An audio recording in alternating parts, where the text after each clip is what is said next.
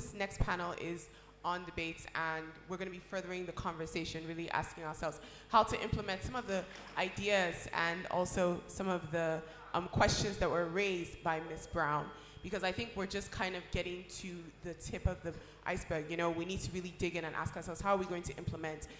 I know when Enough is Enough Nigeria has an event, they don't just have it just for us to be able to talk and discuss. It's because we want to make sure that we see progress and action will be taken. So I'd like to introduce our panelists for this debate panel.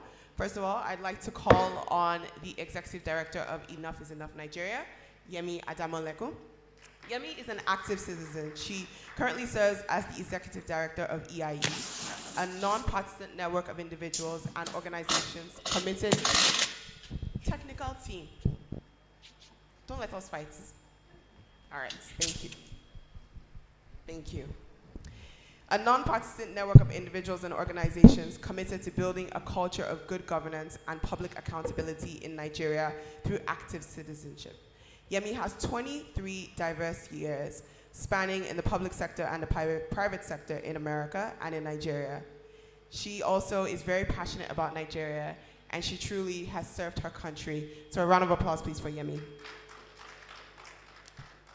Our next panelist is Mr. Edward Emesiri. He is the Executive Secretary of Nigerian Elections Debate Group, a retired director of DAR Communications, whose work experience has spanned from in-depth educational research and lectureship in Nigeria through print media, where media and socio-economic quantitative and qualitative research became vital for the use in its collection of data, and of course talking about the role in electronic media currently. His work has spanned over 20 years. Ladies and gentlemen, please make some noise for Mr. Edward Emesiri. Also joining us online is Mercy Tosin Ayodele. Mercy is a Nigerian politician. She's the first female party chairman of Obukun local government and the first female Osun governorship candidate in 2018. She's joining us virtually. Please make some noise for her. And our last panelist is the Honorable Minister of Works and Housing.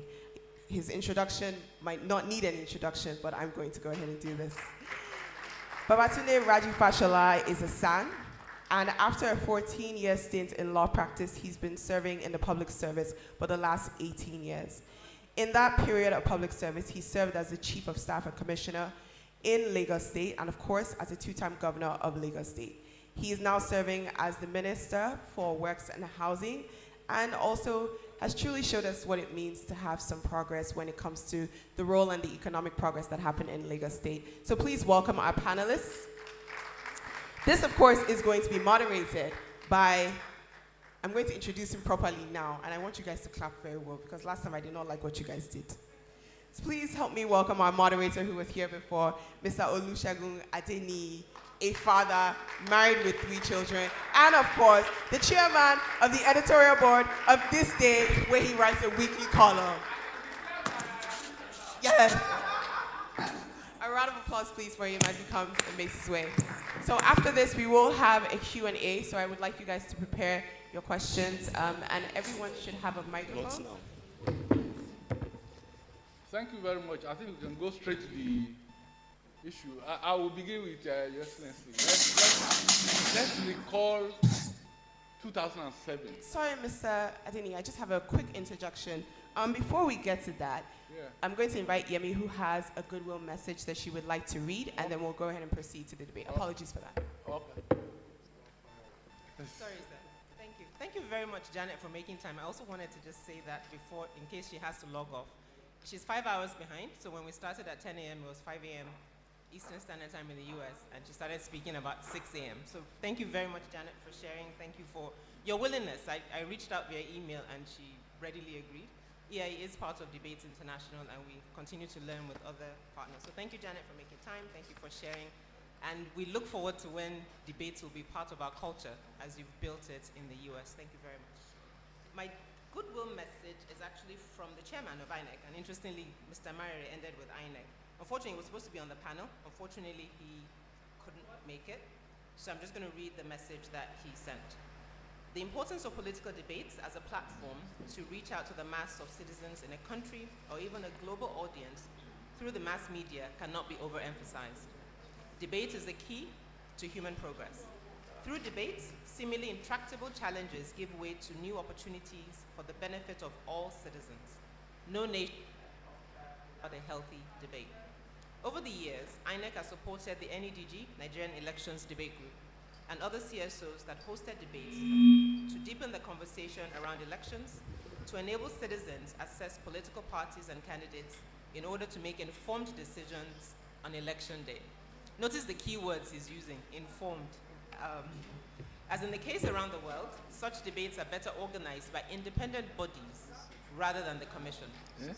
That is why INEC believes that debates among candidates for elections should remain in the hands of the private sector and civil society. Doing so guarantees neutrality, gives people confidence, and mobilizes greater participation in the electoral process. I am happy that this has been the case in Nigeria and should continue. We expect to see debates of different types as we approach the major off-cycle governorship elections in Ekiti State in June 2022, Osun State in July 2022, and ultimately the 2023 general election, which is just 325 days away. The Commission appreciates the untiring efforts of EIE and the support it has enjoyed from the development partners and the media organizations that have brought the debates live on several outlets. Doing so has not only helped citizens to make informed choices, but also contributed immensely to peaceful conduct of elections. Congratulations, EIE, on the occasion of your 12th anniversary, and most especially for your commitment to democratic ethos. Professor Mahmoud Yakubu, Chairman INEC, Abuja, Tuesday, 5th April, 2022. Thank you.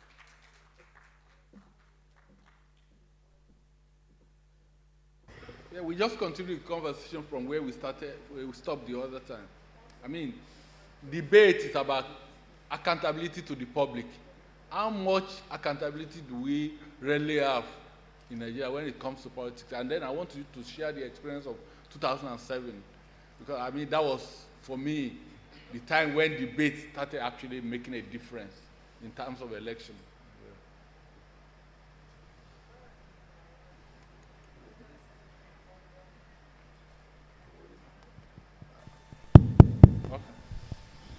Okay, good morning, or good afternoon now, and thank you to AIE and particularly to Yemi Adamolekun for inviting me. I take this very seriously, and this is why I'm here.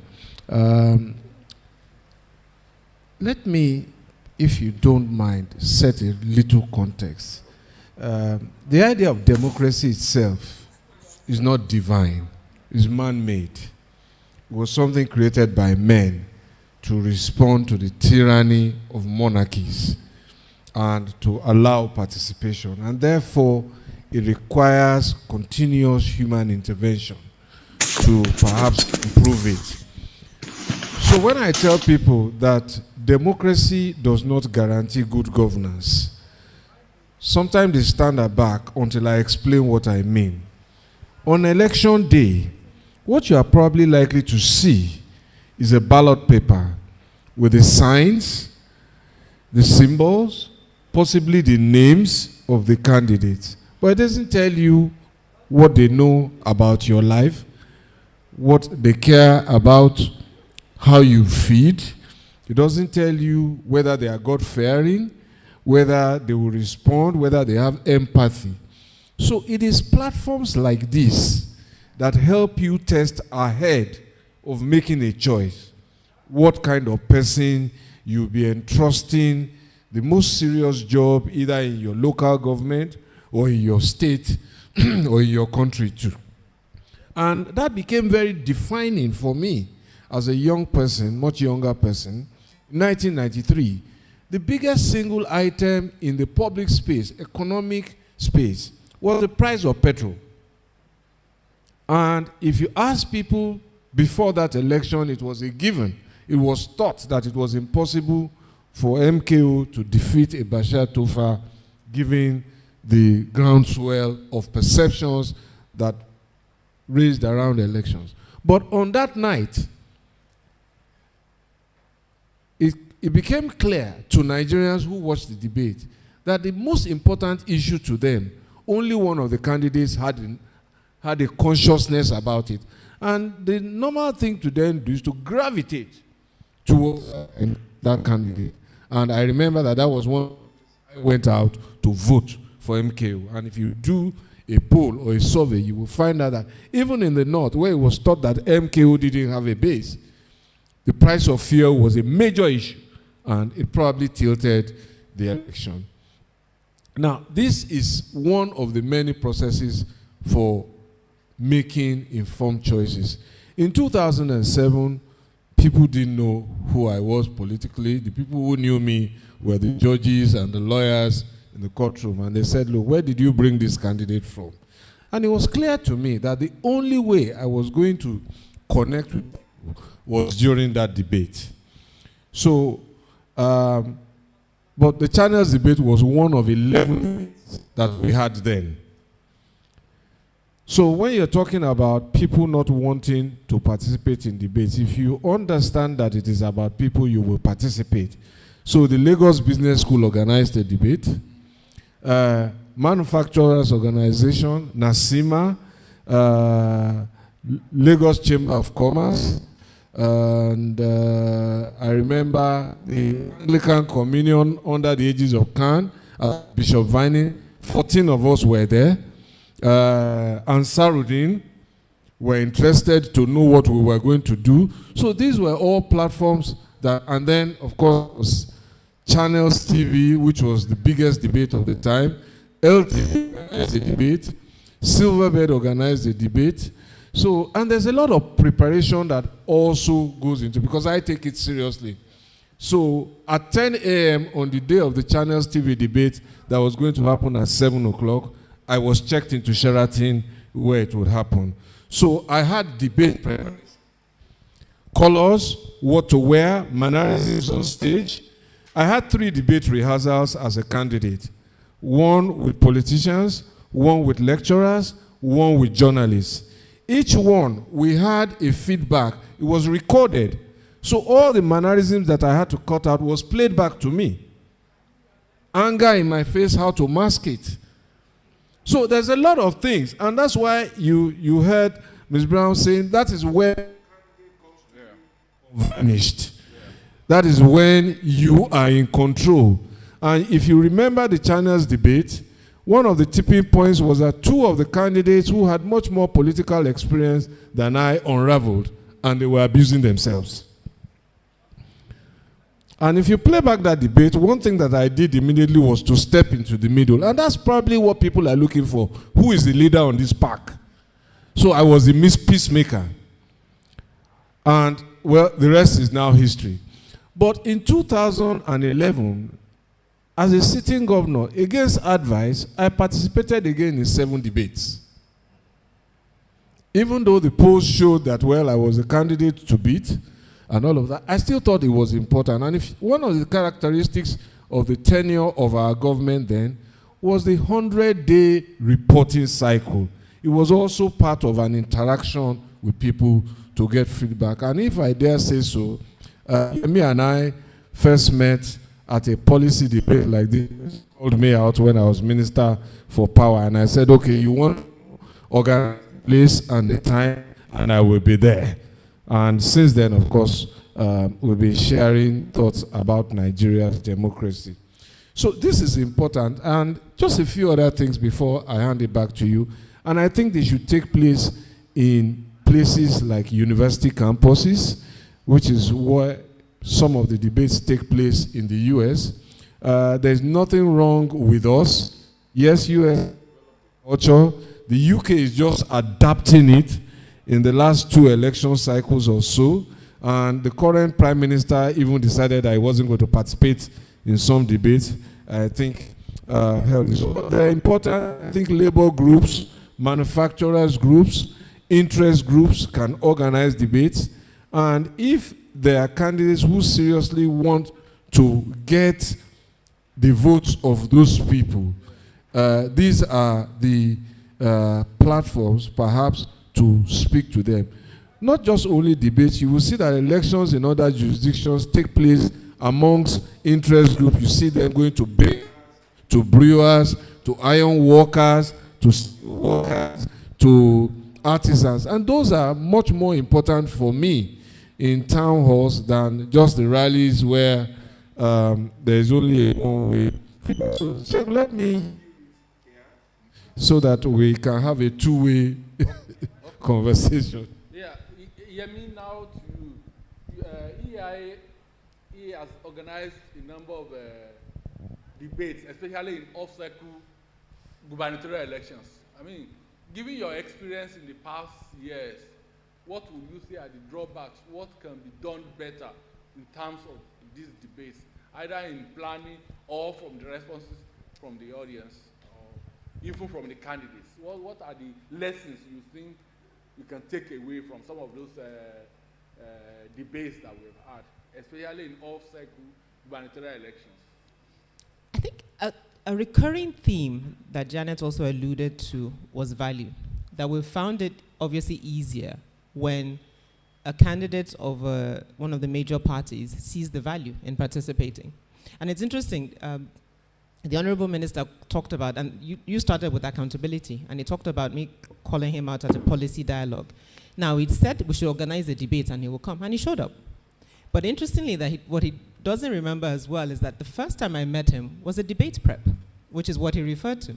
So the team preparing him for a debate got citizens who didn't know him to be in the room and sort of be his adversaries, so to speak. And that was my first interaction with him. So I think it speaks for me to how he takes it very seriously and the importance of it. So someone who understands the importance of debate, when you invite them, they will show up. Now, over the last, I guess, decade, we've seen in a mix of the caliber of candidates and also in citizens sort of talking a bit more about it, I think that is also shifting the conversation around the importance of it. So as I said in my opening remarks, a big thing was always access. Like, it's only for you people speaking English. But if we now say, okay, you can hear it in Yoruba, what next? Now, until candidates feel that a debate will affect their chances at the polls, I don't see them taking it as seriously. And I think that's the conversation that we need to begin to have. And it's not just about debates. It's about everything. It's about accountability, performance, because it's tied to that whole system about accountability. So if you feel that if I'm not accountable to the people who have elected me, then this will cost me. But because I don't want it to cost me, I will invest the time. Because the debate is not something you wake up, debate is at 7, you don't wake up at 5. Or you don't remind your 8, oh, there's a debate at 7, where is it? Are we going now? No. You prepare for it. And preparation speaks to also intent.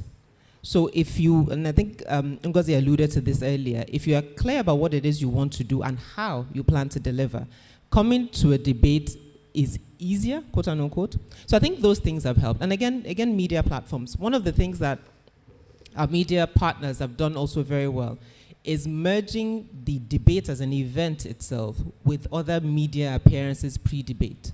So it's not just that you show up on the debate that we're hosting, but we do a one-on-one with you maybe a week before. And that also, that allows the candidate to feel that it's part of an ongoing media exposure to them. And I think lastly, what I would say as a lesson is that we've tended to leave debates to the last weekend before the election. And I'm not quite sure we should do that. I think it's important if we're talking about these conversations and engagement. I mean, I say this, in preparing for this, one of the things I kept saying was that I invited the Honorable Minister because in my view, he's probably the most debated politician that Nigeria has. If you do 11 debates for one election, do 8 debates for your second term, that is pretty significant. And that speaks to, yeah, it's definitely worthy to be clapped for, very much so. So I think it's keeping it to a week before. And I guess because also it's usually just one debate, so we do it the week before.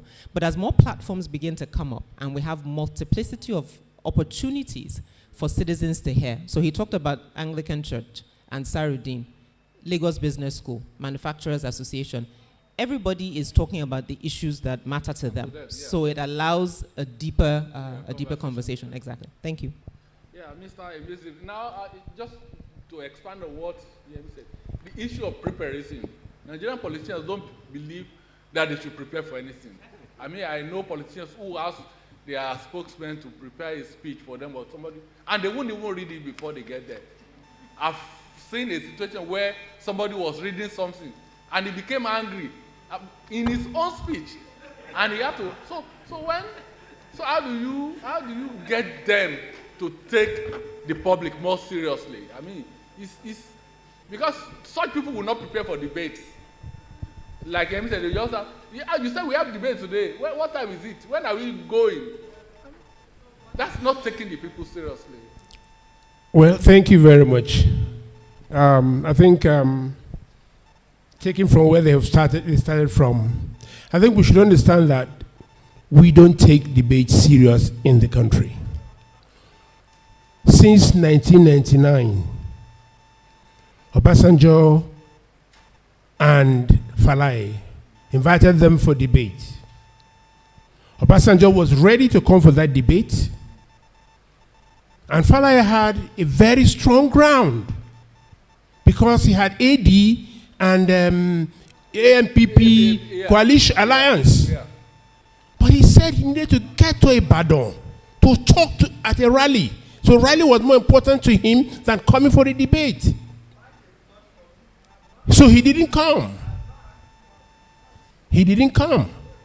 And after the elections, Obasanjo, who didn't have any ground whatsoever in the Southwest, won the election.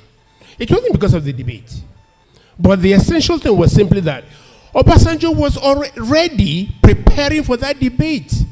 He got people to work on him, just as the minister said he worked on a debate. So the Obasanjo was prepared for his own debate. Unfortunately, each time we invite people for debates and we tell them this is a date, the first thing they will tell you, that week is closed for me. Don't bother about that week. I have to visit this constituency, that constituency, so put it 2 days to the end of the debate, of the elections. So they seem to control what should be done about debates, politicians or political parties. When you talk to a political party about trying to train their candidate, they say it doesn't concern me, or go and meet the candidate if he's interested. In fact, right now, in case of the staggered debates in Osun and Ekiti, some political heavyweights are saying we are not going for debate. Have you introduced dancing to it? No, they say we're not going for debate because I have won elections before, and because I won elections, I know how I win elections. This is my man, and I know how he's going to win the election.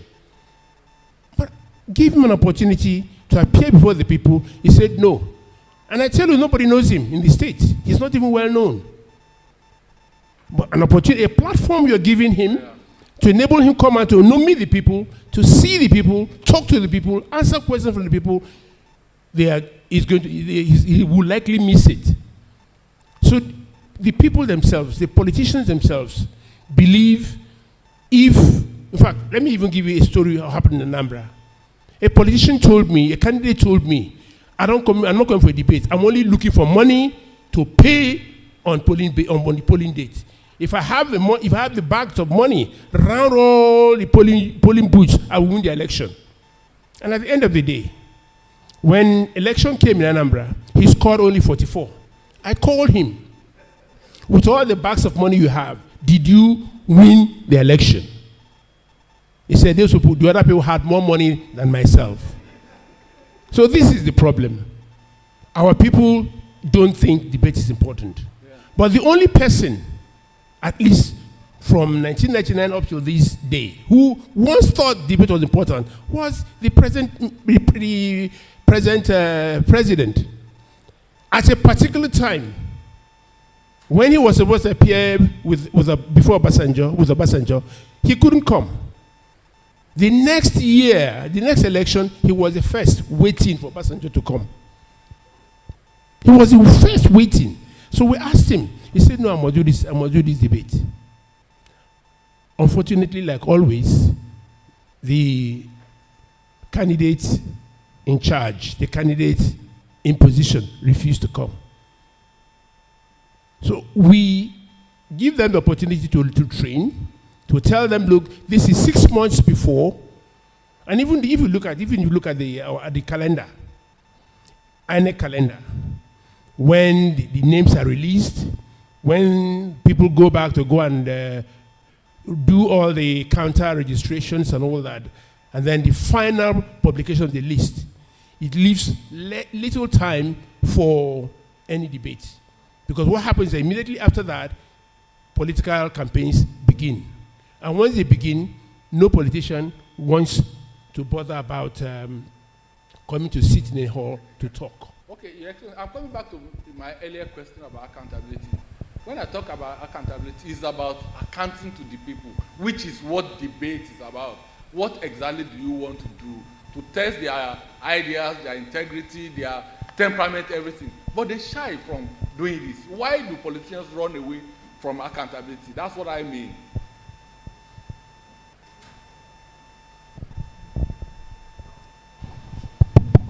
Again, it's also a culture.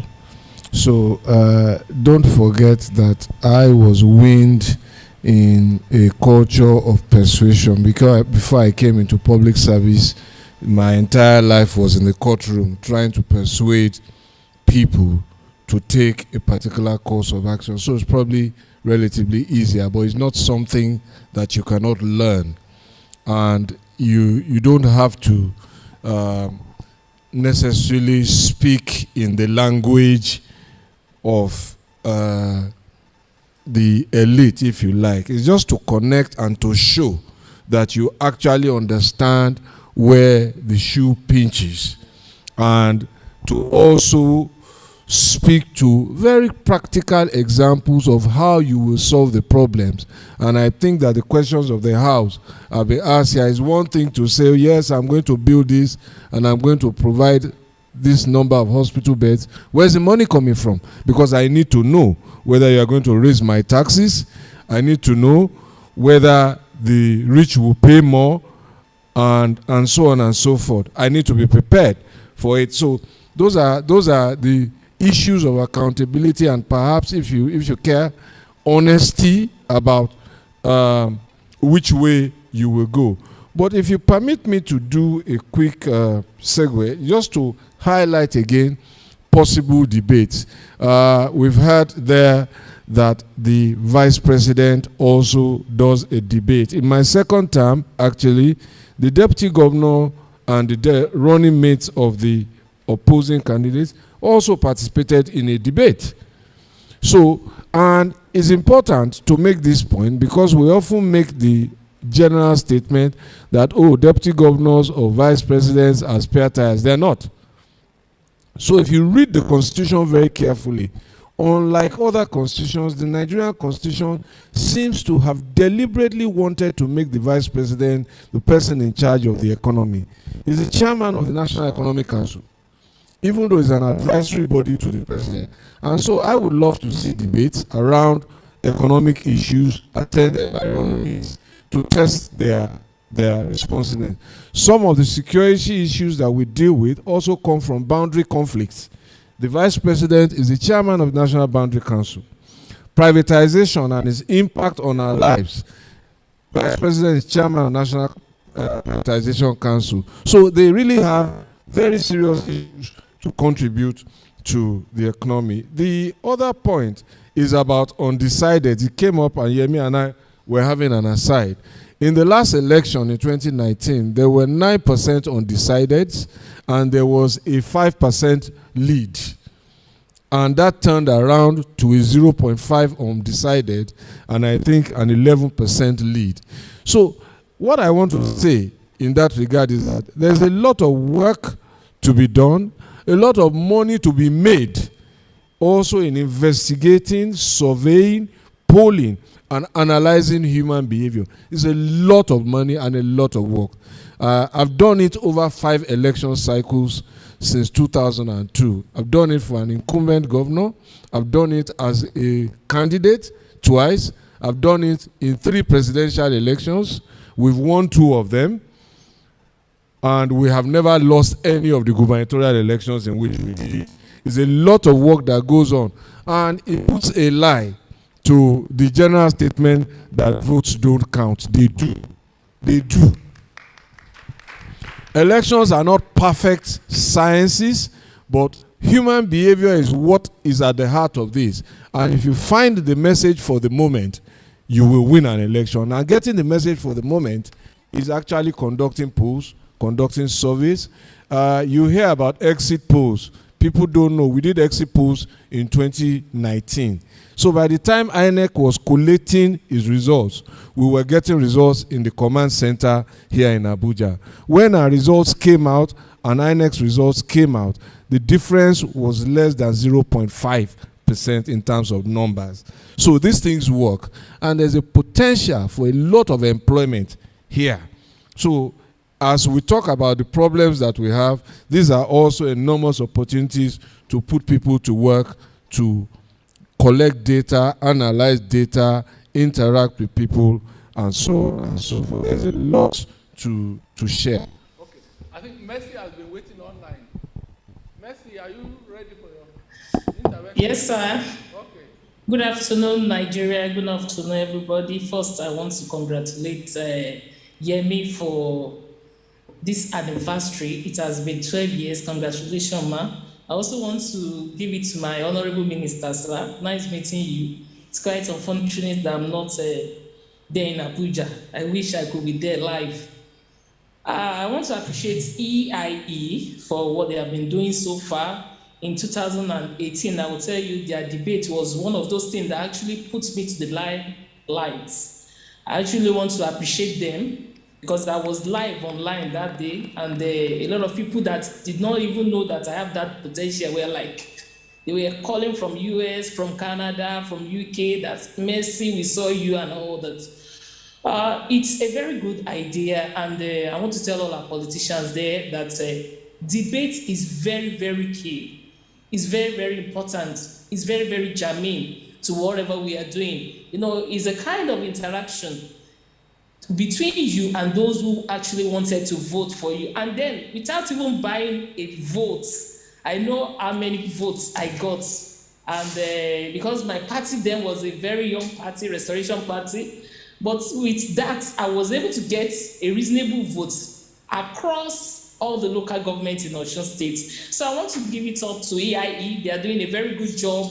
And I also want to tell all our politicians, stop shying away from debates. Debate is one of those things that is very, very important, that will tell who you are, that is going to open you up, that is going to show the world what you actually have in stock for the citizen you want to govern. So I want to appreciate Yemi for this, and I pray God will continue to bless you and empower you more. So I'm really, really happy to be here. God bless you. Thank you very much.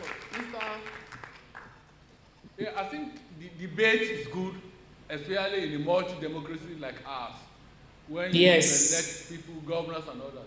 But I'm also thinking that, like we said in the earlier panel, that the debate will be more useful if there are only limited number of debaters.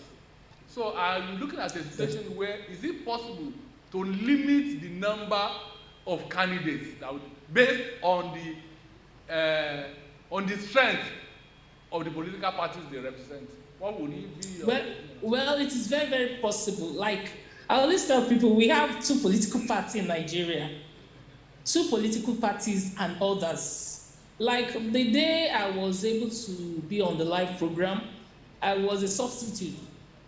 As in, one of the contestants, the candidates, I think PDP was not around. So, and I love it, because EIE said they don't want to have an empty podium. But I made myself available. Okay. And that was how I got that platform. So it is, I think we need to look at those political parties very well, the ones that actually have structure.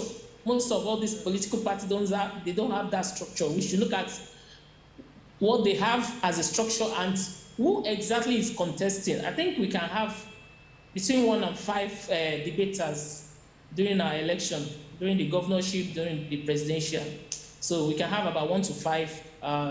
Those ones that we have checked very well, and we know that they have the capacity and the strength to govern. Thank you. I think Mr. Emesiri doesn't agree with me. I can see.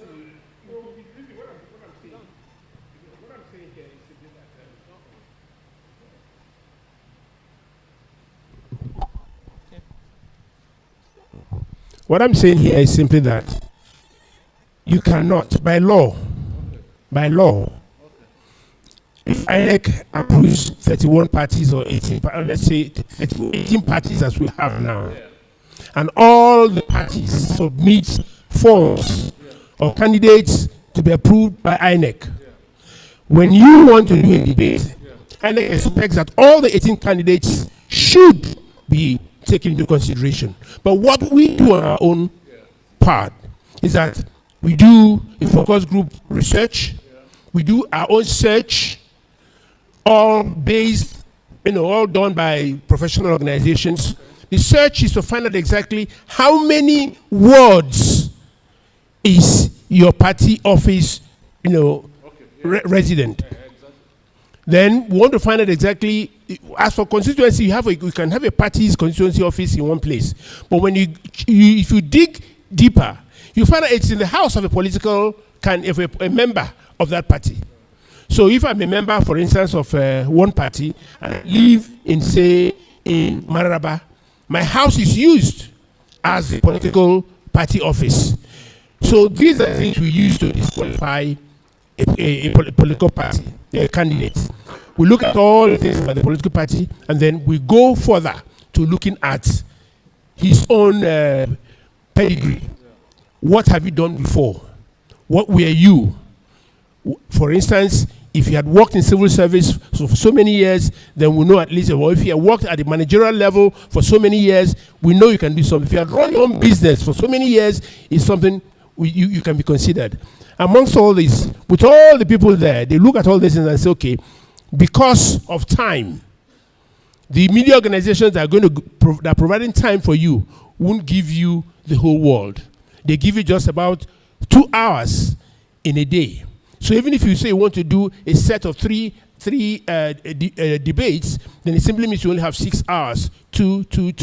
The governorship candidates, the deputy, the presidential candidate, and the vice presidential candidate.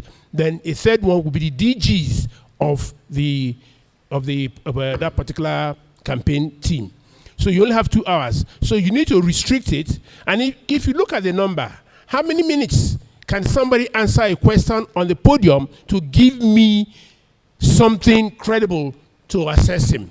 So you expect 6. If you have 2 hours, if you divide 2 hours, which is 120 minutes by 6 on the podium there, you know how many minutes one question can go. So by the time you do all these things, you now understand why it is necessary to say, let us reduce the number.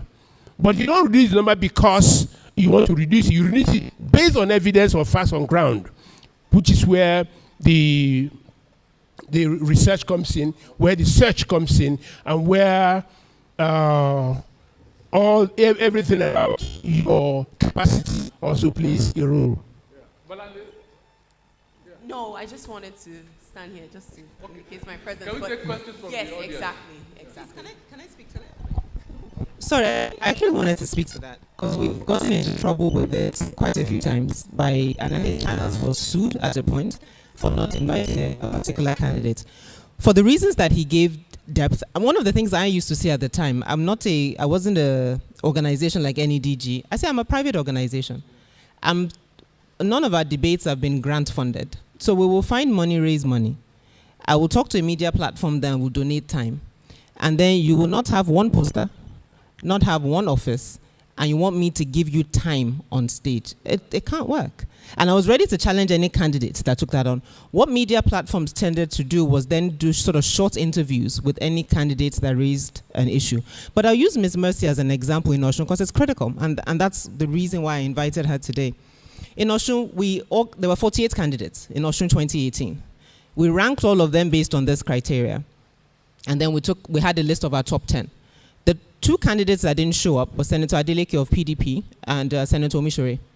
So by debate day, the two of them didn't show up. We had 5 slots. We reached out to the next 2 people on the list. I believe Ms. Mercy was either number 6 or number 7. And as she said, she made herself available. Her story is also critical because as a woman, I get challenged a lot by not having women at debates. That why don't I just have one slot? That whichever woman is contesting, I'll pick one and she'll be there. And I say, I'm sorry, you're a woman, but you don't have a campaign office. Why should I hold you to lesser standards than I would owe your male counterpart? And so Ms. Mercy came on the list. Yes, certainly.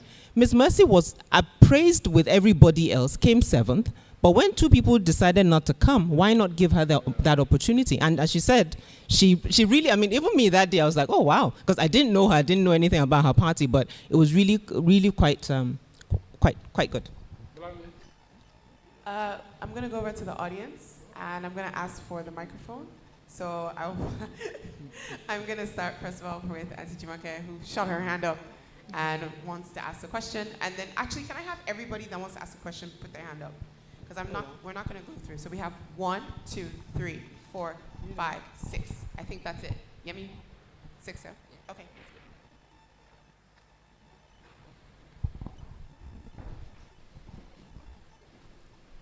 And I'm just going to ask that if you could please get to the question, not as much preface and introduction as possible, please. Thank you very much.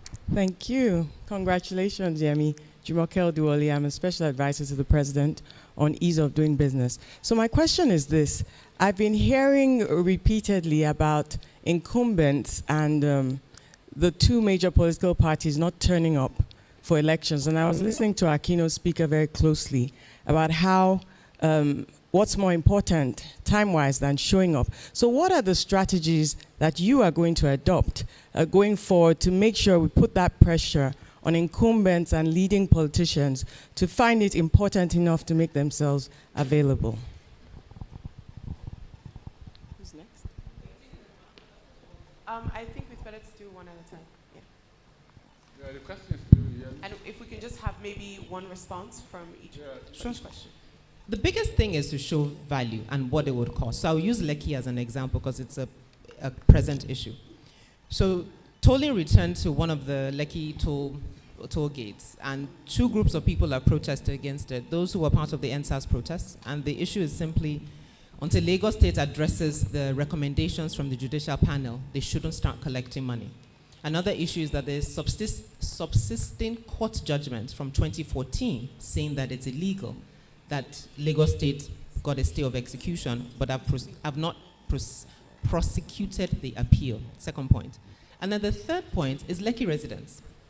Lekki residents are saying that the fact that we have to go back and forth on the toll to get to wherever, go to work, go to a market, there's no market in the Lekki-Ekpe corridor, go to a hospital, that it's very expensive to be going back and forth. They wrote an open letter and put it in the paper. The governor of Lagos State invited them for a meeting on Sunday. Now, what I take away from that is that he saw the value in this constituency not being very happy with what we were doing as government, and he was willing to engage. So I think for us as citizens, it's really what Ms. Brown was saying. If we get to a point that we can amplify it enough to say that no debate and you don't get our votes, that we as voters who either want your, like, let's say I really like you and you're running, but I'm not, apparently someone told Governor Sanwo-Olu in the meeting to his face that I'm an APC supporter, but if you do this toll, I will campaign against you. Now, in a direct face to someone who says he's a supporter, it's a cost that he can see. So I think if we make it a cost for candidates, we'll get a bit of traction. And then secondly, amplifying the fact that we're given access. So for a lot of people, debates are still English. So we need to amplify the fact that you'll be able to hear it in Yoruba. You'll be able to hear it in Pidgin or Igbo, depending on if there is a state election or a presidential election. And also, you don't need DSTV to watch it. You will hear it on your radio. So I think, for me, those would be the things. Language, channels, and really showing candidates that your people that you want, voters, would expect it of you to get their vote. Thank you. Thank you. All right, next question, please. My name is Mohammed Jinabi. I report with Voice in Nigeria. My question is this: before debate, before election, academic works or intellectual works are not out there enough for the voters to understand who this candidate, the profiling of this candidate, which is actually what affects the democracy that we all yearn for. How can we improve on that? Mr. Nesiri, can you respond to that? You know, when you talk about profiling, getting to know a lot about this thing, there are certain assignments that are left for some people. The debate groups, the people who come out for debate, they are not expected to go out and publicize the candidates. It says the political parties who should do this, who should reach out to the voters, reach out to people and tell them, our man is coming on a debate on this particular day. The people, all we need to do is just to publicize, to say a debate comes up on this particular day, 1 month or 2 months ahead, and it's done. Two, we don't own, the debate organizations don't own airtime. You get airtime as a gift from the media organizations. And the media organizations themselves have now moved another step forward. Instead of now collaborating, they want to do it themselves. So that's why you now have a proliferation of debates. LCCI, Lagos Chamber of Commerce, want to do a debate, they buy airtime. Another group wants to do, they buy airtime. Then NEDG wants to do, and we say, because you all belong to BON, the Broadcasting Organization of Nigeria, let us have, they will say, no, I won't give you a Saturday, I'll give you a Thursday. If NTA gives you a Thursday, and Channels gives you a Tuesday, Arise gives you Wednesday, you have a problem. How to get everything together. So you're looking for 2 hours on a day that all of them will agree. And the reason why each of them have differed is that on Tuesday, Channels has some advertising programs to run where they are making money. Arise does the same. AIT does the same. So you need to ask them to make a sacrifice. And when they make that sacrifice, it will either be on a Saturday or on a Sunday, where we have less deluge of advertising. Yeah, let me just add to what. Actually, the debate answers the question you asked, because it is at the debate that some of these candidates may want to puncture the credentials of the, like we saw in Anambra. I mean, it may not go far, but that will begin to raise questions in the mind of voters. They begin to say, does it mean that this guy doesn't really have what he pretends to have? And then those questions, voters can begin to ask those questions after the debate. So I think debate is valuable, even in terms of bringing out the credentials or what some of these candidates pretend to be. All right, thank you. We'll go our next question. Good afternoon, everyone. I'm Yusuf Liade Abiodun from YIP Nigeria. I would like to know if the debate is majorly meant to focus on presidential and governorship election, or we can be having it at the grassroots, because I believe local government election have a significant impact on grassroots people. So is it possible to be taking it to the maybe chairmanship election? And if it is possible, so we can see how we can work with EIE to make this work. Thank you. Yeah, Your Excellency, you answered that question, but before you answer it, how credible are local government elections in Nigeria today, given the way governors are bastardized? I mean, in every state, the party of the governor wins 100%. In every state. Yeah, I mean, I've watched local government elections. It's a free and fair election so you must, we must always be very careful of a one-sided story. Yeah. So when you really look at it, the overwhelming dominance of one party to the other in one state probably suggests to you that you will expect that that will translate down the line. Of course, there are places where you will expect to see that at least opposition can win one councillor seat. Because also the journey to greatness for any political party doesn't start from the top. So from when power changed hands to the Republicans 4.5 years, 5 years ago, after the Obama era, people may not know, but from then, the Republicans had started winning state electoral seats, state seats, regional seats, and it then culminated in winning the presidential election. So you don't just come one day and turn everything around. That said, let us also remember that all of the debates don't have to be on TV. Yeah. I said that I participated in the first time in 11 debates. Only 3 were on TV, Channels TV, Silverbird, and LTV, because they were television stations. But all the other debates I went to were town hall meetings where we were put on stage, and people who had an interest in how our candidacy will affect their lives were asking us questions. What are you going to do about this? What are you going to do about that? How is it, what is going to change about how we choose your votes? Those were the things that affected. So, to the question, therefore, this can and really should happen at the local government level. In fact, that is where the culture must be ingrained, because that is the government that really impacts me the most. That is the government that deals with my refuse, that deals with my water supply, that deals with primary education, that deals with primary health care. If that government works, it really shouldn't be of moment to me who is governor. It really shouldn't be, or who is president. Because most of the things that affect me, the taxes, the levies that affect me as a small business, BRF, law firm, MSME, are impacted by that government. So we should have this, and we have the critical mass. So we shouldn't wait for EIE. We have interest groups, market women. We can organize them and tell them, if you don't come, these people are not going to vote for you.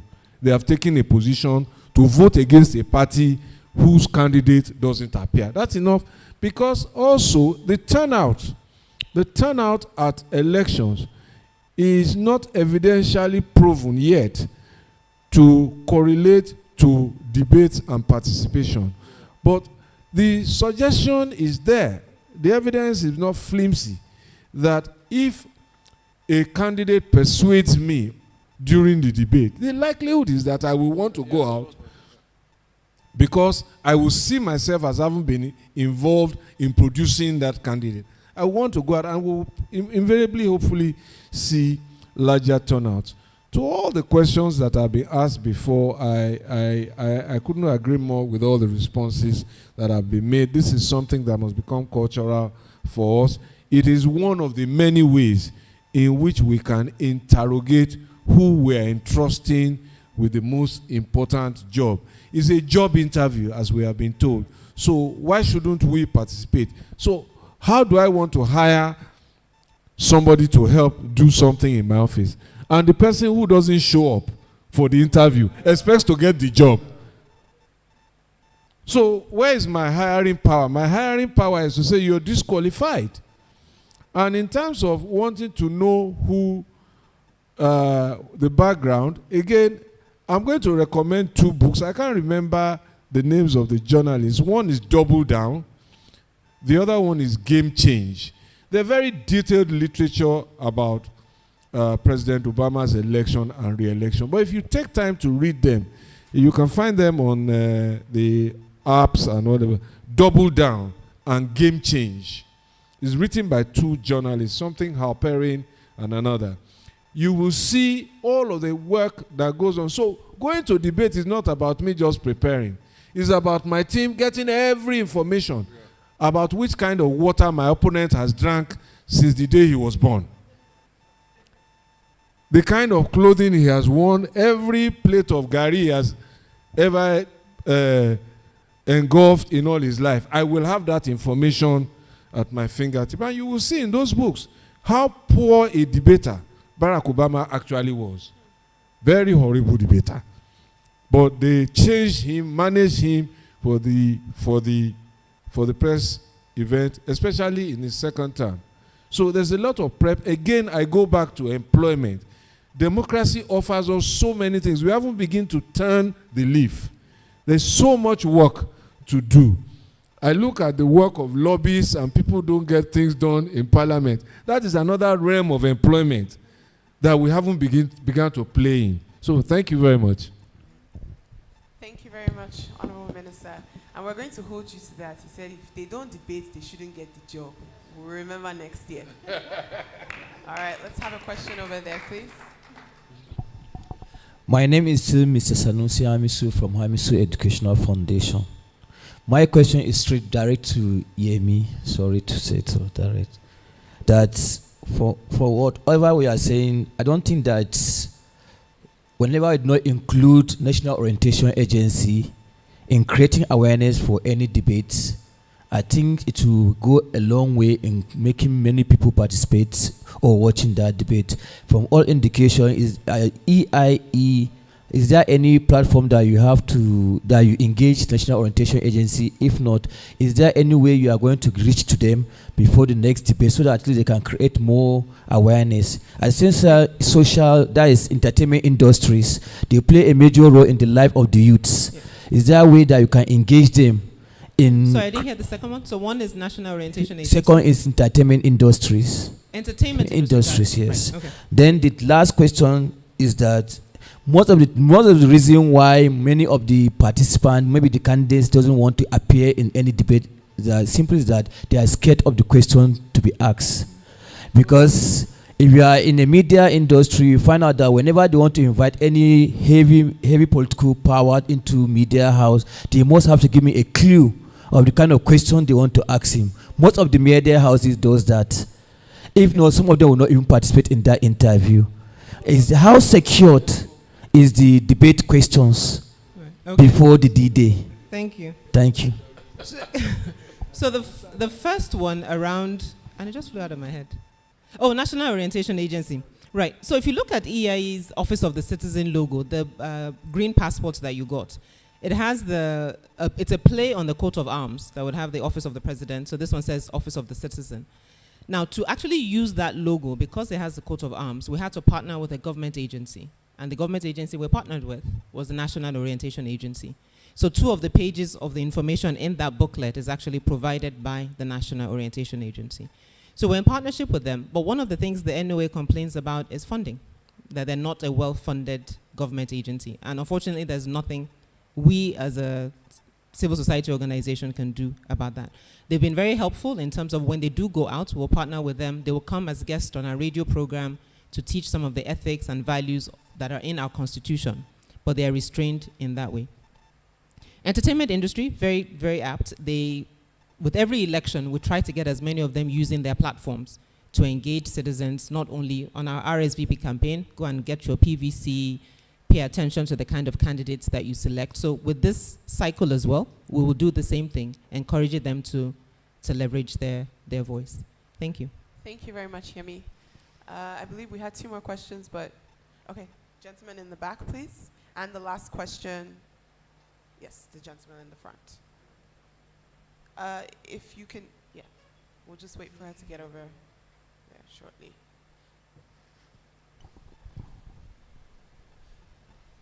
And thank you to our online viewers who are still with us as well. Please go ahead. Thank you very much. My name is Ina Okopi Agu. I'm the Interim National Secretary of the African Action Congress, one of the 18 political parties. I'd like to direct my question to the gentleman on the far right. In 2019, we had a situation where the debate that held at Transcorp Hilton had some candidates who had crisscrossed this country, held town hall meetings, and on the day of when the debates were going to be held, they were shut out of the debate. our opinion at the time was maybe because they were too critical, the candidates' opinion and views were too critical of the people in power. Going forward, what are they going to do differently? Because the same candidates you shot out at from your debate were hosted by people like Kaderia Ahmed, and they did well. So the question would be, in this 2023 coming, what are you going to do differently? Should we expect that you're more tolerant of people with very critical views about people, especially in government? Thank you very much. Thank you. Let me try to correct the impression that you just created. The candidates who appeared for the debate in 2019 were selected based on a research poll across the country. And like I explained to you, we consider your ward level presence, constituency presence, local government presence, state presence, look at your senatorial presence, and then most persons like you, your organization, I can tell you this, you had your office in the state capitals. You didn't extend to the ward level. So by the time we did the analysis, we found out that your candidate came 7th, just one short of the 6 that we required. 2, we could have given him an opportunity because of his age. He was a youth. But that also had to go with the fact that there was only one lady on the podium also. So we all voted. We had more women on that panel, and the women voted for the female gender. That was what happened. That was why your man didn't come. You took us to court. No, what happened was that Atiku was there. Atiku was there. Let me tell you what happened. I will explain to you what happened. Yes, wasn't there. So they voted for a woman to replace. No, was it? And so she. Woman was there. Okay. But what happened? What actually happened was we rely on these reports, and it is important. The only thing I will advise you to do is to make sure at least that the chairmen that you have in the states should expand themselves to the ward level. We received a case where somebody had to use a market stall for his office. A market stall for his office.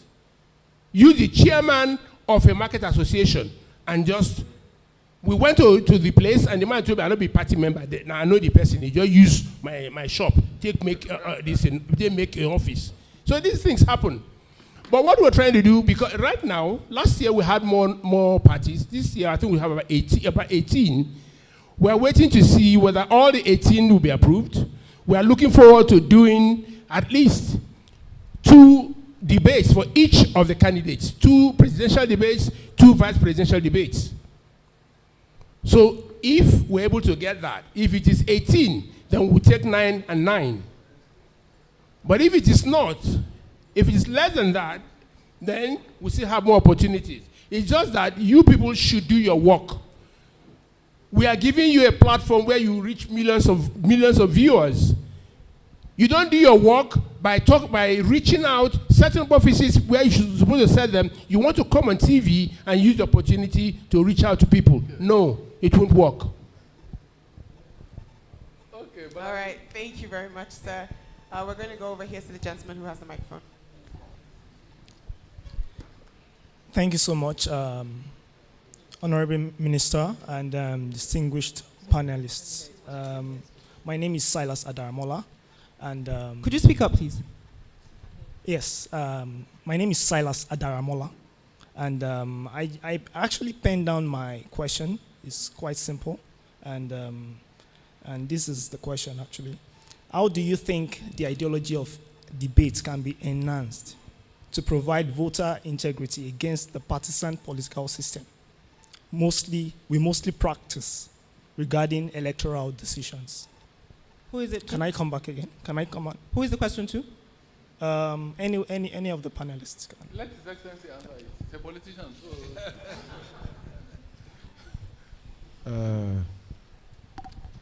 Now, what was the word? So you called me a politician. I am one. I had one word this morning, and it was ringing. I'll find it again, because some say they are not politicians, they are technocrats. Then some have accepted that now that they are politicians, but they have put an adjective. But seriously, don't forget that here or everywhere else where there are political parties, there are already positions taken. Yeah. So I was sharing with Segun and Yemi that in the last election, in the run-in to the election, one candidate from the polls that we did, and polls are just indicative, they have 3% error plus or minus. One candidate was leading by 5 points, and there was 9% undecided voters. So the work that needed to be done was to ensure on the part of the candidate that was trailing that the 9% didn't go to his opposition. And based on some of what we have said here, undecideds may be decided at the debate. They may make up their mind during the debate. They may make up their mind during a rally. They may make up their mind during a town hall. And that's why the doors of advocacy and communication are never closed during a campaign.